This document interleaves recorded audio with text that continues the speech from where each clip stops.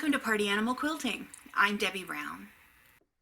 It's not a party without snacks, drinks, and the right pair of shoes. So tonight I'm having some blackberry cobbler that my husband bought, some Harney decaf cinnamon spice tea, and I'm wearing a lovely pair of Fluvog shoes. Let's party. This is a mock-up of my Going My Way quilt. Sometimes I use a photograph, but I had this in my computer from when I was designing it. I know I want to quilt this quilt in a way other than what is expected. I don't want to quilt to the piecing, quilt the blocks, the borders, the sashing, etc. I want to do something very non-traditional in here. The person I'm making this quilt for is someone who knows quilts, so the pressure is on. I want to do a really good job. When I look at this, I see a lot of 45-degree angles, and I see an angle working here. And I can put together a square in the middle of my quilt and let that be the focal point of my quilt. Now, if you look at those triangles coming out in a pinwheel shape, from experience, I know to be very careful with that because that can very easily turn into a swastika when you quilt it. So I need to quilt it somehow to make sure that I'm not highlighting the swastika-ness of this and makes more of a center medallion. But I know I want to quilt something in that center medallion there.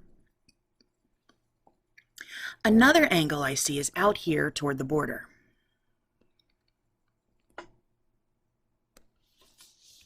That was a bad line. Let's see if I can do better. And then I see another one here. And if I pull that along all four borders, that's going to give me symmetrical but offset. So it's not an accent in the center of the border, it's going to be offset.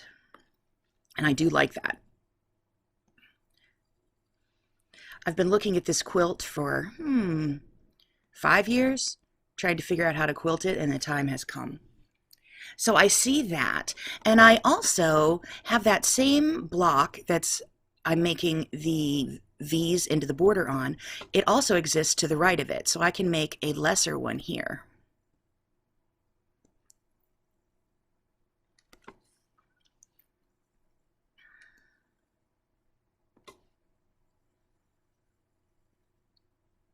Go.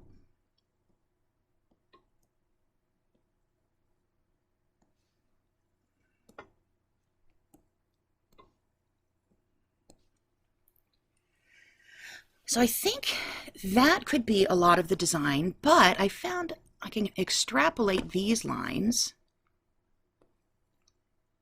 here to have a center medallion with a border around it, a major border treatment with this large V, and then some subtle V's going on in the background of that. So I know that these are the bones I want to quilt of my quilt, and then after I have these stitched in the quilt, I can then figure out what's going to go in each of the sections. Now that I've decided where the markings go on the quilt, I actually get to put them here. I'm doing a very low-tech method of using a ruler and a chalk pencil. This is a Bowen chalk cartridge. I love the white one so much. As I'm marking this, I'm just lining up the angles and tracing the line. So I'm going to transfer all the markings, and the one thing that did not show up on that mock-up that was on my computer was that there's actually another square in here.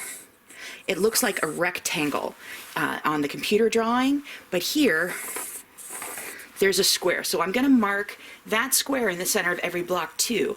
And what that's going to do is give me options of fill in this block, fill in that block, but I'm going to go stitch all of these lines on the quilt. Now you can see I've started pulling thread. And some of these threads are shiny. This quilt is not meant to be used. It's double batted. It has a layer of Hobbs cotton and wool blend on the bottom, and it has a layer of Quilter's Dream wool and silk and bamboo on the top. It's their Dream Orient. So this is double batted to show loft. It's meant to hang on a wall. And there are a lot of colors going on, even though this quilt is orange. There are a lot of colors in the orange, so I don't think I'm going to use any variegated. I might, but I don't think so. Variegated being red, orange, and yellow together. So I'm going to add some interest by using shiny threads. I have some metallics, I have some thicker metallics, I have some ribbons, but for the stitch in the ditch, I'm going to use Invisifill, which is 100 weight, because I really want those lines to be nothing. They're just there to hold the quilt together so that I can quilt it.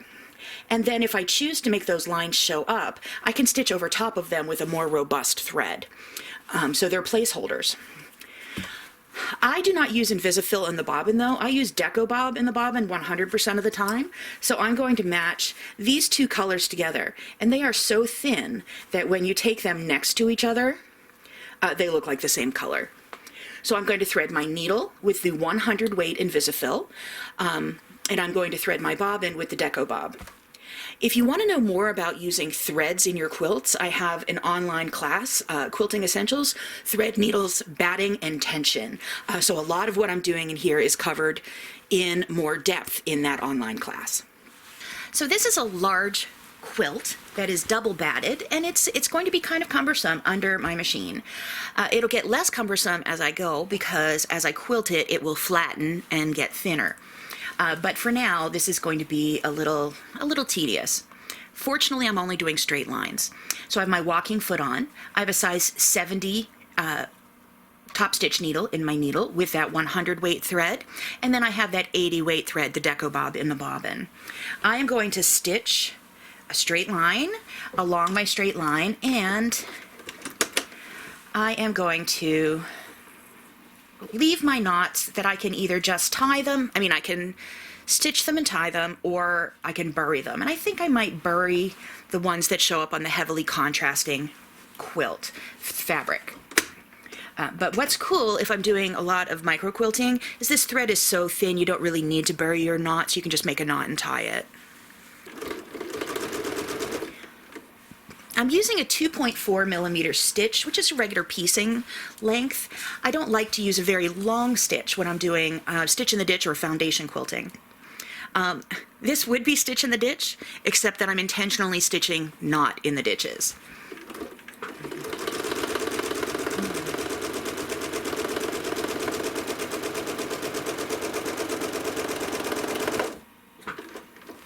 So when I get to this point and there is a ditch for just a little while, I try to stitch on the low side of the ditch. I can run my fingernail. This lighter orange is the high side, as in the seam is pressed under it, and this is the low side here. So I'm going to try to put my stitch right in that low side. But if I miss it, the thread is so thin that it won't scream at me that I have missed it. So I'm going to continue this out. Now once I get to the corner, I have a couple of options.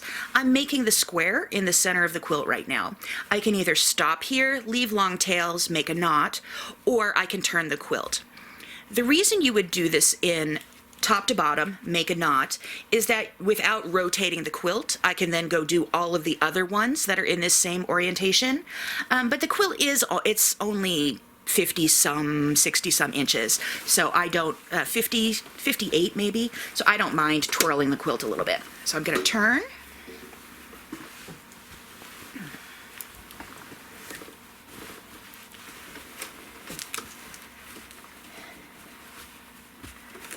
.90 degrees, and then whenever I make a corner, I like to take an extra stitch. So on my machine, if I press the reverse button, my back stitch button once, it'll take one stitch in place, and then it'll move forward.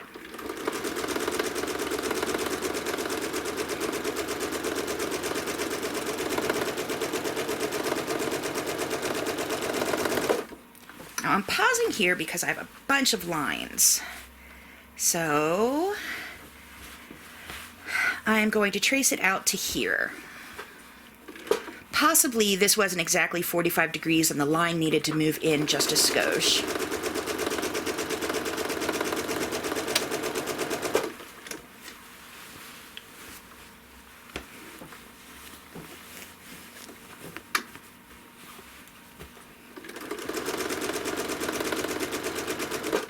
There I'm in the corner again. I could take my extra stitch and rotate another 90 degrees.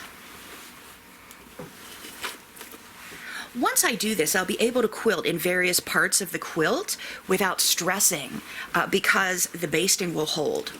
So this is really quilting the quilt, holding it together, and allowing me to do decorative stitching next.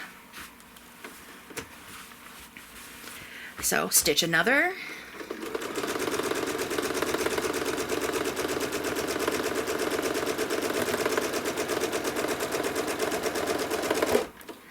Once again on the low side of that seam.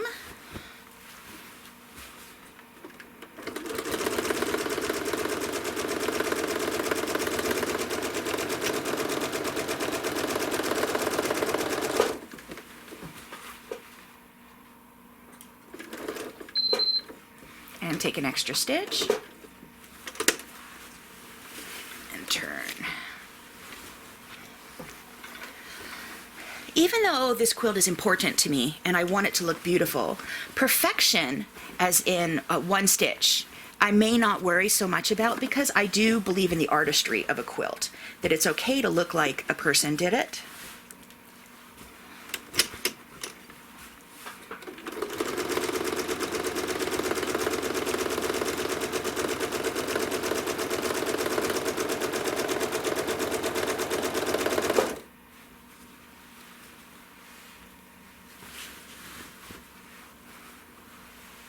These are my, let me get my beginning tails out of the way.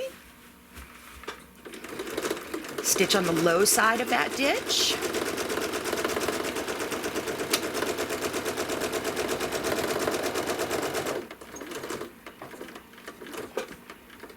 And come out to meet it. I'm going to pull away, leave really long tails so that I can tie them. So here's my top thread. I just made that much bobbin thread as well by pulling away. I'm going to put my needle down, needle up, and I'm going to pull up that bobbin thread and leave it long. Continue stitching the rest of the lines in the same way. It doesn't look like I've made a lot of progress on this quilt, but I really have. I made a lot of decisions and stitched in my original stitch in the ditch lines, stitched in my original placement lines. Next week I'm going to decide either, 1, where the ribbon candy goes, or 2, what to do in the center diamond motif. Thanks for watching. See you next week. Hi, I'm Debbie Brown with DebbieBrownQuilts.com. Machine quilting is my passion, and I love to show quilters how to use any thread on their home sewing machines. I have a 10-lesson course called Quilting Essentials: Thread, Needles, Batting, and Tension. Instead of accepting, my machine doesn't like this thread, take a class and learn to choose the right needle for your thread, adjust your tension to help you achieve the perfect stitch, use a different thread in the bobbin than in the needle, and use multiple battings in a quilt. Enroll now, work through the practice sample projects, and prove to yourself that your machine does like those formerly frustrating threads. See you in class.